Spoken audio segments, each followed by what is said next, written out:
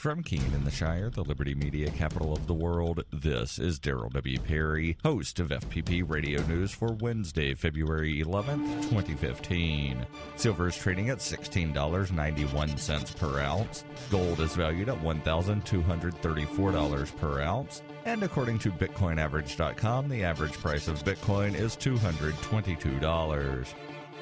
Antiwar.com reports a lawsuit filed by several AT&T customers aiming to stop NSA surveillance of their internet activities without a warrant has been rejected in a ruling by an Oakland judge. The 10-page ruling argues that the plaintiffs can't prove they were targeted and thus can't prove standing to challenge their surveillance, but simultaneously insist that this is irrelevant and state secrets would prevent anyone from contesting their surveillance anyway. The judge says officials provided him with classified documents that convinced him to reject the lawsuit, though the exact reason is elusive since the argument itself is classified. The NSA surveillance scandal has produced an ongoing legal battle in which some judges, like Judge White yesterday, are inclined to give the administration the benefit of the doubt on anything they do on national security grounds, while other judges have been extremely skeptical. Even when judges have ruled against surveillance, appeals to other judges often mean a reversal of the decision, meaning the battle will continue to rage unresolved until the Supreme Court finally decides it is appropriate to weigh in on the matter, something they have insisted in the past they don't intend to do.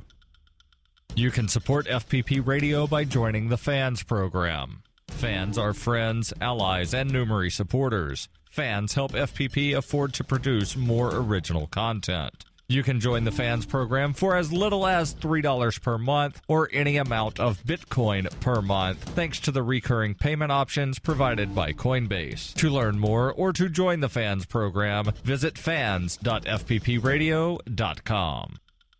UPI reports millions of undocumented immigrants are expected to apply for a temporary reprieve from deportation beginning next week, opening the floodgates to one of President Barack Obama's most contentious actions. The expanded Deferred Action for Childhood Arrivals program will open for applications on February 18th for undocumented immigrants who have lived in the United States since January 1st, 2010, and since before turning 16 years of age. A second program, the Deferred Action for Parents of Americans, will start by late May. The expansions are part of the program that originally started in 2012 as an executive order. The United States Citizenship and Immigration Services expects up to 1.3 million people will apply in the first 6 months beginning in May, putting an added strain on an agency that already handles more than 6 million other applications annually. According to a draft of a letter obtained by the Los Angeles Times from Homeland Security Secretary Jay Johnson, the cost of implementing the president's executive actions will be $320 million to $484 million over the next 3 years. At the same time, the officials are keeping a close eye on a Texas federal courthouse where a judge is considering a challenge against the plan from 26 states and attempts by congressional Republicans to defund the programs.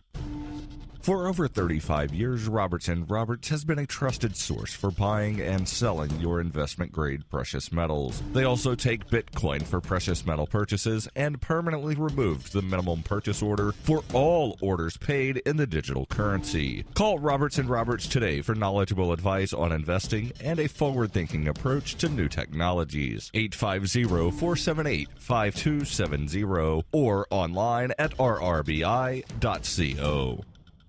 Reuters reports a U.S. judge in Alabama said on Tuesday she will hear arguments later this week on whether to force a local judge to issue marriage licenses to same-sex couples a day after officials in most of the state refused to do so in defiance of the U.S. Supreme Court. Lawyers for same-sex couples unable to obtain marriage licenses in Mobile County filed separate legal challenges against the county's probate court judge late on Monday, part of a series of events echoing the civil rights struggle of the 1950s and 60s. The U.S. Supreme Court, in a strong signal in favor of same-sex marriage, refused on Monday to grant a request by Alabama's Republican Attorney General to keep weddings on hold until the High Court decides later this year whether laws banning same-sex matrimony violate the U.S. Constitution. But Roy Moore, the conservative Chief Justice of the Alabama Supreme Court, ordered state judges to defy the ruling and uphold the state's ban on same-sex marriage.